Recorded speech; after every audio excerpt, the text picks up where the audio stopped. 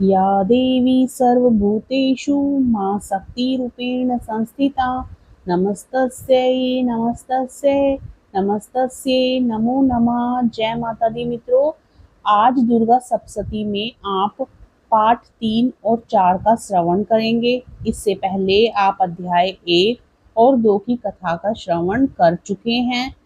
आज की कथा में हम सुनेंगे सेनापतियों सहित महिषासुर का वध और इंद्रादियों द्वारा देवी की स्तुति। मित्रों, यदि आपने अध्याय 1 और 2 की कथा का श्रवण नहीं किया है तो आप हमारे चैनल पर अध्याय 1 और 2 की कथा का श्रवण कर सकते हैं। मान्यता है कि दुर्गा सप्तशती का पाठ करने से सभी मनोकामनाएं पूरी होती हैं। दुर्गा सप्तशती के पाठ से दैहिक, देविक और भौतिक तीनों तरह के ताप दूर होते हैं। दुर्गा सप्तशती के पाठ से जीवन में चमत्कारिक बदलाव आते हैं। तो आइए पूर्ण श्रद्धा के साथ दुर्गा सप्तशती के पाठ को शुरू से अंत तक पूरा श्रवण करते हैं। इस पाठ को बीच में अधूरा ना छोड़े। तो आइए श्रवण करते हैं श्री दुर्गा सप्तशती पाठ अध्याय 3 और 4 की कथा। प्रेम से बोलिए माँ भगवती दुर्गा की जय। महर्षि मेधा ने कहा, महिषासुर की सेना नष्ट होती देखकर उस सेना का सेनापति चिक्षुर क्रोध में भर देवी के साथ युद्ध करने के लिए आगे बढ़ा। वह देवी पर इस प्रकार बाणों की वर्षा करने लगा मानो सुमेरु पर्वत पानी की धार बरसा रहा हो।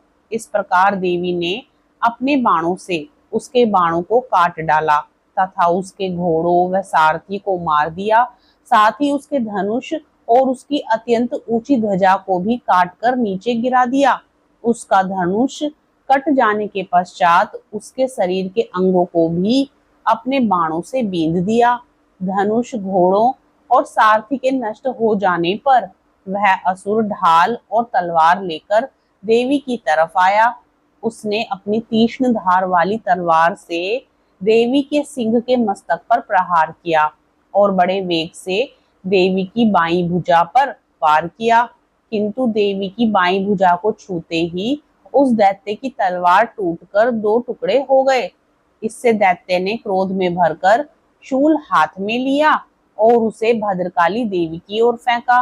देवी की ओर आता हुआ वह शूल आकाश से गिरते हुए सूर्य के समान प्रज्वलित हो उठा।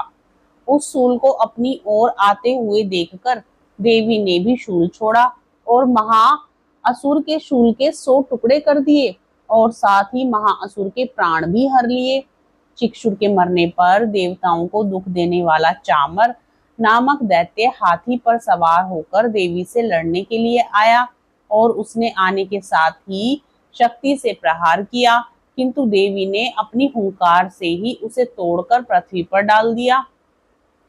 शक्ति को टूटा हुआ देखकर दैत्य ने क्रोध से लाल होकर शूल को चलाया, किंतु देवी ने उसको भी काट दिया। इतने में देवी का सिंह उछलकर हाथी के मस्तक पर सवार हो गया और दैत्य के साथ बहुत ही तीव्र युद्ध करने लगा। फिर वह दोनों लड़ते हुए हाथी पर से पृथ्वी पर आ गिरे और दोनों बड़े क्रोध से लड़ने लगे। फिर सिंह बड़े जोर से आकाश की ओर उछला और जब पृथ्वी की ओर आया तो अपने पंजे से चामर का सिर धड़ से अलग कर दिया। क्रोध से भरी हुई देवी ने शिला और वृक्ष आदि की चोटों से उदग्र को भी मार दिया। कराल को दांतों, मुक्कों और थप्पड़ों से चूर्ण कर डाला। क्रुद्ध हुई देवी ने गदा के प्रहार से उद्यत दैत्य को मार गिराया। विंध्यपाल से वास्तकल को बाणों से, ताम्र तथा अंधक को मौत के घाट उतार दिया। तीनों नेत्रों वाली परमेश्वरी ने त्रिशूल से उग्रास्य, उग्रवीर्य और महाहनु नामक राक्षसों को मार गिराया। उसने अपनी तलवार से विडाल नामक दैत्य का सिर काट डाला तथा अपने बाणों से दूरधर और दुर्मुक्ष राक्षसों को यमलोक पहुंचा दिया। इस प्रकार जब महिषासुर ने देखा कि देवी ने मेरी सेना को नष्ट कर दिया है तो वह भैंसे का रूप धारण कर देवी के गणों को दुख देने लगा।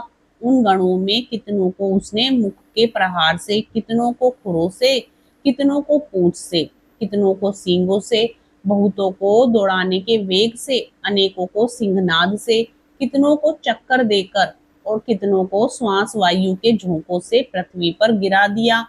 वह दैत्य इस प्रकार गणों की सेना को गिरा देवी के सिंह को मारने के लिए दौड़ा।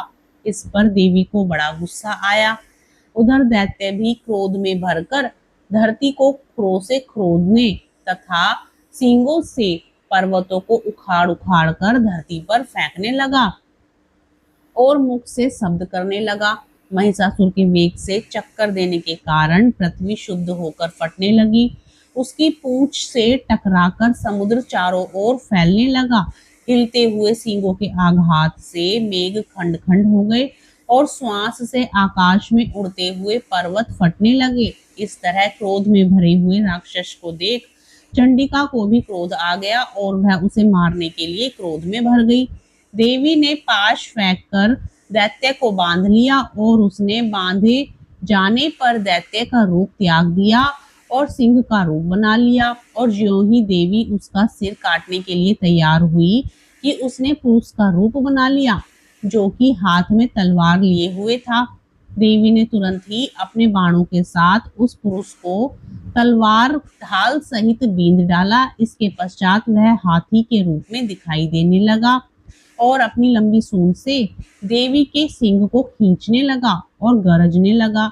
देवी ने अपनी तलवार से उसकी सूंड काट डाली। तब राक्षस ने एक बार फिर भैंसे का रूप धारण कर लिया और पहले की तरह चर अचर जीवों सहित समस्त त्रिलोकी को व्याकुल करने लगा। इसके पश्चात क्रोध में भरी हुई देवी बारंबार उत्तम मधु का पान करने लगी और लाल लाल नेत्र करके हंसने लगी। उधर बलवीर्य तथा मद से क्रुद्ध हुआ दैत्य भी गरजने लगा। अपने सींगों से देवी पर पर्वतों को फेंकने लगा। देवी अपने बाणों से उसके फेंके हुए पर्वतों को चूर्ण करती हुई बोली, ओ मूढ़, जब तक मैं मधुपान कर रही हूँ तब तू गरज ले और इसके पश्चात मेरे हाथों तेरी मृत्यु हो जाने पर देवता गरजेंगे। महर्षि मेधा ने कहा। यूं कहकर देवी उछलकर उस दैत्य पर जा चढ़ी और उसको अपने पैर से दबाकर शूल से उसके गले पर आघात किया। देवी के पैर से दबने पर भी दैत्य अपने दूसरे रूप से अपने मुख से बाहर होने लगा। अभी वह आधा ही बाहर निकला था कि देवी ने अपने प्रभाव से उसे रोक दिया। जब वह आधा निकला हुआ ही दैत्य युद्ध करने लगा तो देवी ने अपनी तलवार से उसका सिर काट दिया। इसके पश्चात सारी राक्षस सेना हाहाकार करती हुई वहां से भाग खड़ी हुई और सब देवता अत्यंत प्रसन्न हुए तथा ऋषियों महर्षियों सहित देवी की स्तुति करने लगे। गंधर्व राज गान करने तथा अप्सराएं नृत्य करने लगी। प्रेम से बोलिए माँ भगवती दुर्गा की जय। अब सुनिए चौथा अध्याय, जिसमें आप सुनेंगे इंद्रादि देवताओं द्वारा देवी की स्तुति। महर्षि मेधा बोले, देवी ने जब पराक्रमी दुरात्मा महिषासुर को मार गिराया और असुरों की सेना को मार दिया, तब इंद्रादि समस्त देवता अपने सिर तथा शरीर को झुकाकर भगवती की स्तुति करने लगे। जिस देवी ने अपनी शक्ति से यह जगत व्याप्त किया है और जो संपूर्ण देवताओं तथा महर्षियों की पूजनीय है, उस अंबिका को हम भक्ति पूर्वक नमस्कार करते हैं। वह हम सबका कल्याण करे। जिस अतुल प्रभाव और बल का वर्णन भगवान विष्णु, शंकर और ब्रह्मा जी भी नहीं कर सके, वही चंडिका देवी इस संपूर्ण जगत का पालन करे और अशुभ भय का नाश करे। पुण्यात्माओं के घरों में तुम स्वयं लक्ष्मी रूप हो और पापियों के घरों में तुम अलक्ष्मी रूप हो और सत्कुल में उत्पन्न होने वालों के लिए तुम लज्जा रूप होकर उनके घरों में निवास करती हो। हम दुर्गा भगवती को नमस्कार करते हैं। हे देवी, इस विश्व का पालन करो। हे देवी, हम तुम्हारे अचिंत्य रूप का किस प्रकार वर्णन करें। असुरों का नाश करने वाली भारी पराक्रम तथा समस्त देवताओं और दैत्यों के विषय में जो तुम्हारे पवित्र चरित्र हैं, उनका हम किस प्रकार वर्णन करें। हे देवी, त्रिगुणात्मिका होने पर भी तुम संपूर्ण जगत की उत्पत्ति का कारण हो। हे देवी, भगवान विष्णु, शंकर आदि किसी भी देवता ने तुम्हारा पार नहीं पाया। तुम सबकी आश्रय हो। यह संपूर्ण जगत तुम्हारा ही अंश रूप है, क्योंकि तुम सबकी आदिभूत प्रकृति हो। हे देवी, तुम्हारे जिस नाम के उच्चारण से संपूर्ण यज्ञों में सब देवता तृप्ति लाभ करते हैं, वह स्वाहा तुम ही हो। इसके अतिरिक्त तुम पितरों की तृप्ति का कारण हो, इसलिए सब आपको स्वधा कहते हैं। हे देवी, वह विद्या जो मोक्ष को देने वाली है, जो अचिंत्य महाज्ञान स्वरूपा है, तत्वों के सार को वश में करने वाले, संपूर्ण दोषों को दूर करने वाले, मोक्ष की इच्छा वाले मुनिजन जिसका अभ्यास करते हैं, वह तुम ही हो। तुम वाणी रूप हो और दोष रहित ऋग तथा यजुर्वेदों की एवं उद्गीत और सुंदर पदों के पाठ वाले सामवेद की आश्रय रूप हो। तुम भगवती हो। इस विश्व की उत्पत्ति एवं पालन के लिए तुम वार्ता के रूप में प्रकट हुई हो और तुम संपूर्ण संसार की पीड़ा हरने वाली हो। हे देवी, जिससे सारे शास्त्रों को जाना जाता है, वह मेधा शक्ति तुम ही हो और दुर्गम भव सागर से पार करने वाली नौका भी तुम ही हो। लक्ष्मी रूप से विष्णु भगवान के हृदय में निवास करने वाली और भगवान महादेव द्वारा सम्मानित गौरी देवी तुम ही हो।